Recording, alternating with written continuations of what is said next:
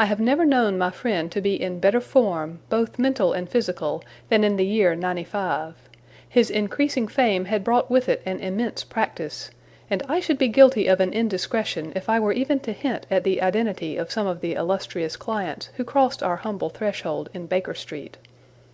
Holmes, however, like all great artists, lived for his art's sake, and, save in the case of the Duke of Holdernesse, I have seldom known him claim any large reward for his inestimable services. So unworldly was he, or so capricious, that he frequently refused his help to the powerful and wealthy, where the problem made no appeal to his sympathies, while he would devote weeks of most intense application to the affairs of some humble client whose case presented those strange and dramatic qualities which appealed to his imagination and challenged his ingenuity. In this memorable year '95, a curious and incongruous succession of cases had engaged his attention, ranging from his famous investigation of the sudden death of Cardinal Tasca, an inquiry which was carried out by him at the express desire of His Holiness the Pope, down to his arrest of Wilson, the notorious canary trainer, which removed a plague spot from the East End of London. Close on the heels of these two famous cases came the tragedy of Woodman's Lee, and the very obscure circumstances which surrounded the death of Captain Peter Carey. No record of the doings of Mr. Sherlock Holmes would be complete which did not include some account of this very unusual affair. During the first week of July, my friend had been absent so often and so long from our lodgings that I knew he had something on hand. The fact that several rough-looking men called during that time and inquired for Captain Basil made me understand that Holmes was working somewhere under one of the numerous disguises and names with which he concealed his own formidable identity. He had at least 5 small refuges in different parts of London, in which he was able to change his personality. He said nothing of his business to me, and it was not my habit to force a confidence. The first positive sign which he gave me of the direction which his investigation was taking was an extraordinary one. He had gone out before breakfast, and I had sat down to mine when he strode into the room, his hat upon his head and a huge barbed-headed spear tucked like an umbrella under his arm. "Good gracious, Holmes!" I cried. "You don't mean to say that you have been walking about London with that thing?" "I drove to the butcher's and back." "The butcher's?" "And I return with an excellent appetite. There can be no question, my dear Watson, of the value of exercise before breakfast. But I am prepared to bet that you will not guess the form that my exercise has taken." "I will not attempt it." He chuckled as he poured out the coffee. "If you could have looked into Allardyce's back shop, you would have seen a dead pig swung from a hook in the ceiling, and a gentleman in his shirt sleeves furiously stabbing at it with this weapon. I was that energetic person, and I have satisfied myself that by no exertion of my strength can I transfix the pig with a single blow. Perhaps you would care to try." "Not for worlds! But why were you doing this?" "Because it seemed to me to have an indirect bearing upon the mystery of Woodman's Lee. Ah, Hopkins, I got your wire last night, and I have been expecting you. Come and join us." Our visitor was an exceedingly alert man, 30 years of age, dressed in a quiet tweed suit, but retaining the erect bearing of one who was accustomed to official uniform. I recognized him at once as Stanley Hopkins, a young police inspector, for whose future Holmes had high hopes, while he in turn professed the admiration and respect of a pupil for the scientific methods of the famous amateur. Hopkins's brow was clouded, and he sat down with an air of deep dejection. "No, thank you, sir. I breakfasted before I came round. I spent the night in town, for I came up yesterday to report." "And what had you to report?" "Failure, sir. Absolute failure." "You have made no progress?" "None." "Dear me, I must have a look at the matter." "I wish to heavens that you would, Mr. Holmes. It's my first big chance, and I am at my wits' end. For goodness' sake, come down and lend me a hand." "Well, well, it just happens that I have already read all the available evidence, including the report of the inquest, with some care. By the way, what do you make of that tobacco pouch found on the scene of the crime? Is there no clue there?" Hopkins looked surprised. "It was the man's own pouch, sir. His initials were inside it. And it was of sealskin, and he was an old sealer." "But he had no pipe." "No, sir, we could find no pipe. Indeed, he smoked very little, and yet he might have kept some tobacco for his friends." "No doubt. I only mention it because, if I had been handling the case, I should have been inclined to make that the starting point of my investigation. However, my friend Dr. Watson knows nothing of this matter, and I should be none the worse for hearing the sequence of events once more. Just give us some short sketches of the essentials." Stanley Hopkins drew a slip of paper from his pocket. "I have a few dates here which will give you the career of the dead man, Captain Peter Carey. He was born in '45, 50 years of age. He was a most daring and successful seal and whale fisher. In 1883 he commanded the steam sealer Sea Unicorn, of Dundee. He had then had several successful voyages in succession, and in the following year, 1884, he retired. After that he travelled for some years, and finally he bought a small place called Woodman's Lee, near Forest Row in Sussex. There he has lived for 6 years, and there he died just a week ago today. There were some most singular points about the man. In ordinary life he was a strict Puritan, a silent, gloomy fellow. His household consisted of his wife, his daughter, aged 20, and 2 female servants. These last were continually changing, for it was never a very cheery situation, and sometimes it became past all bearing. The man was an intermittent drunkard, and when he had the fit on him he was a perfect fiend. He has been known to drive his wife and daughter out of doors in the middle of the night and flog them through the park until the whole village outside the gates was aroused by their screams. He was summoned once for a savage assault upon the old vicar, who had called upon him to remonstrate with him upon his conduct. In short, Mr. Holmes, you would go far before you found a more dangerous man than Peter Carey, and I have heard that he bore the same character when he commanded his ship. He was known in the trade as Black Peter, and the name was given him not only on account of his swarthy features and the colour of his huge beard, but for the humours which were the terror of all around him. I need not say that he was loathed and avoided by every one of his neighbours, and that I have not heard one single word of sorrow about his terrible end. You must have read in the account of the inquest about the man's cabin, Mr. Holmes, but perhaps your friend here has not heard of it.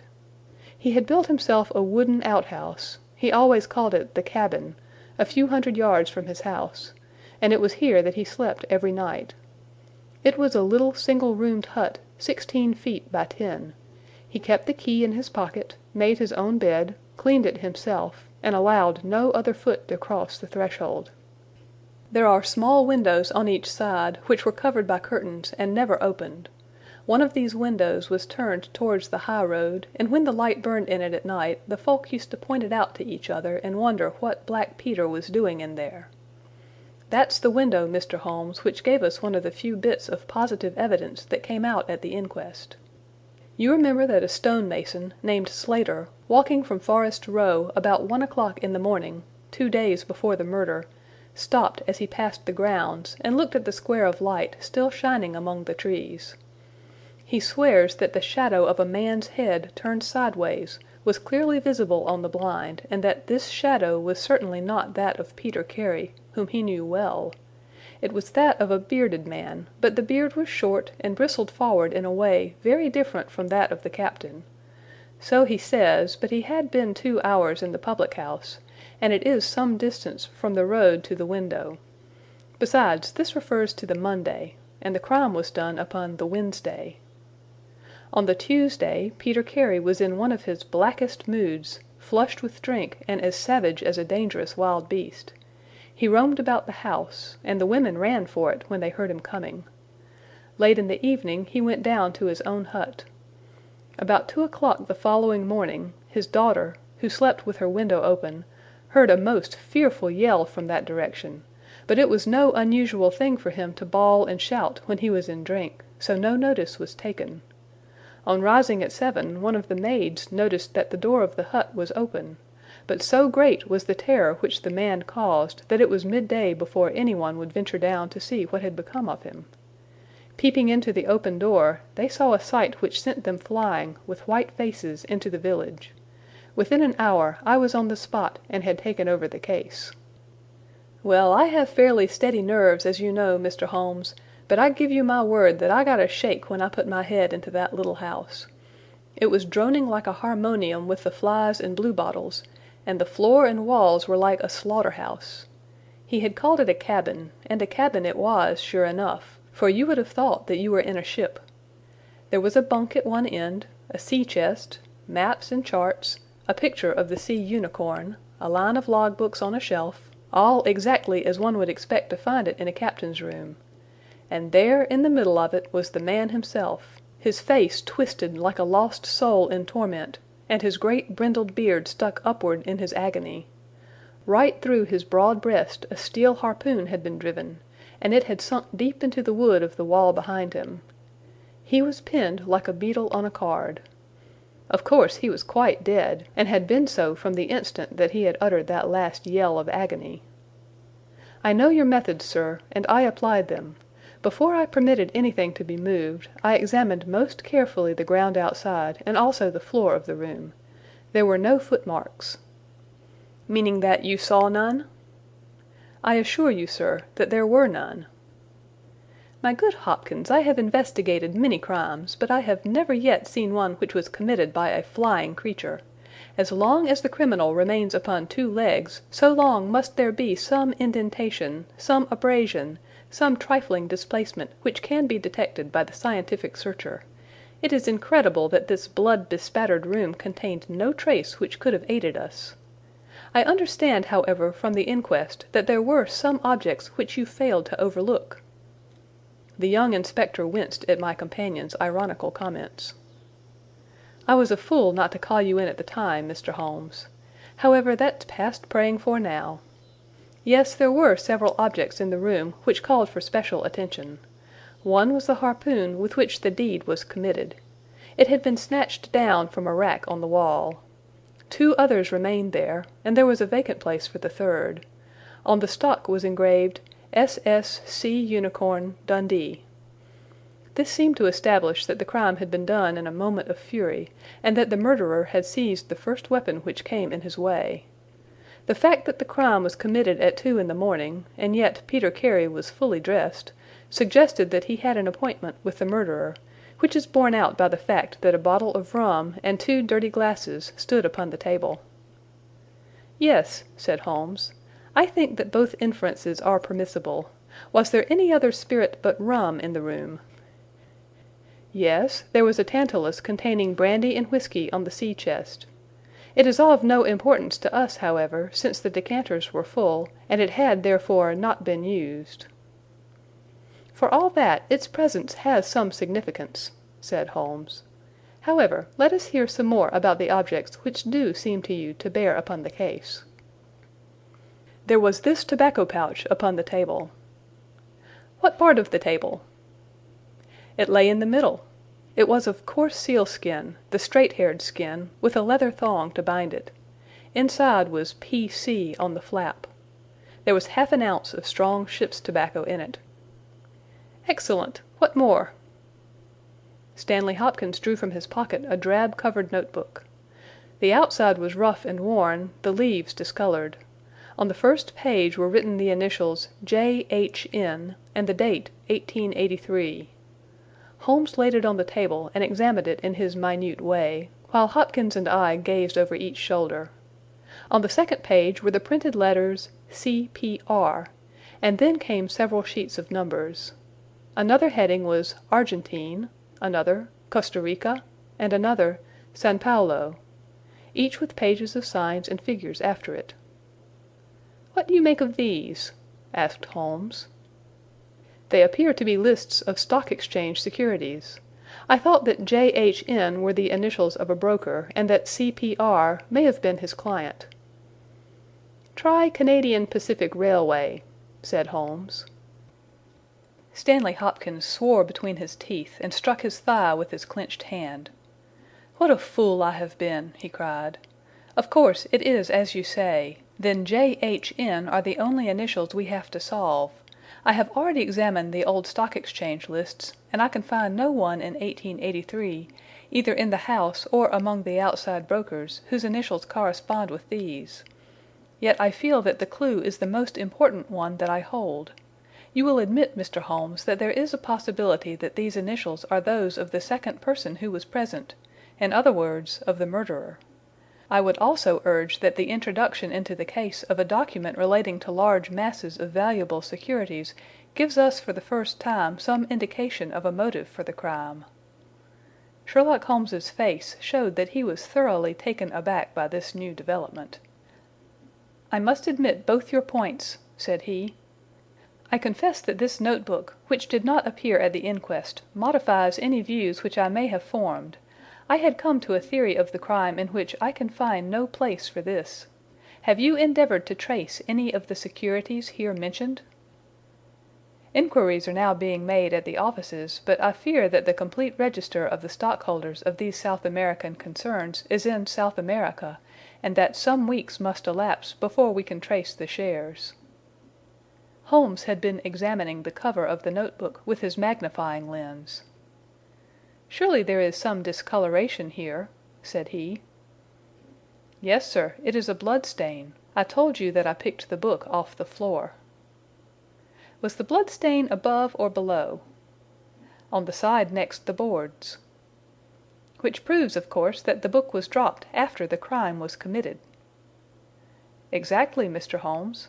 I appreciated that point, and I conjectured that it was dropped by the murderer in his hurried flight. It lay near the door." "I suppose that none of these securities have been found among the property of the dead man?" "No, sir."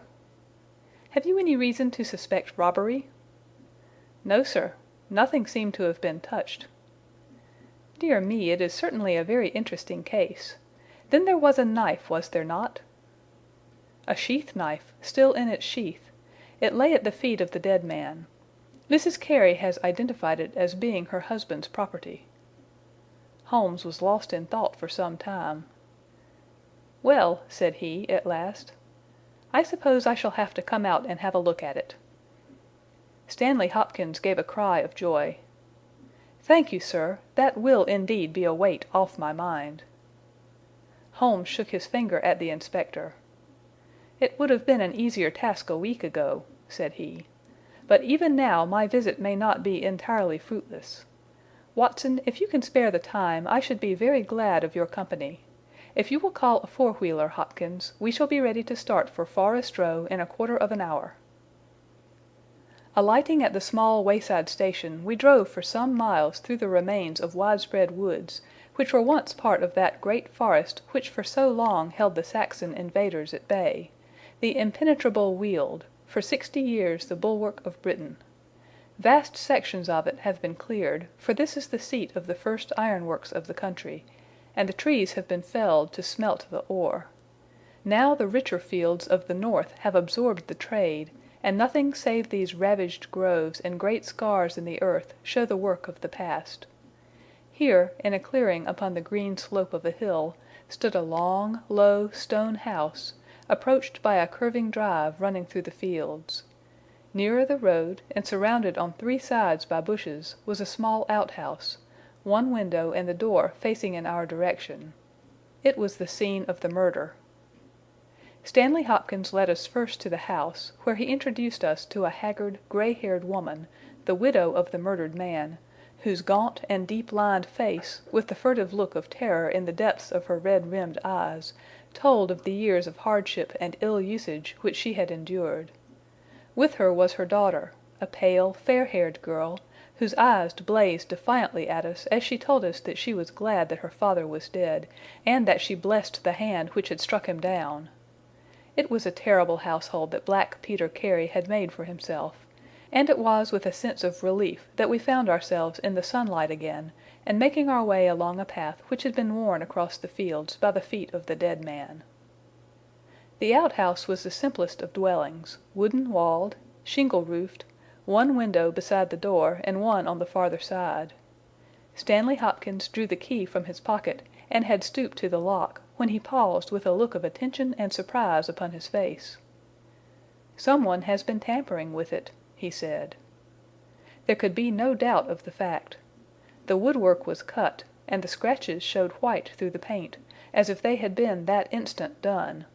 Holmes had been examining the window. "Someone has tried to force this also. Whoever it was has failed to make his way in. He must have been a very poor burglar." "This is a most extraordinary thing," said the inspector. "I could swear that these marks were not here yesterday evening." "Some curious person from the village, perhaps," I suggested.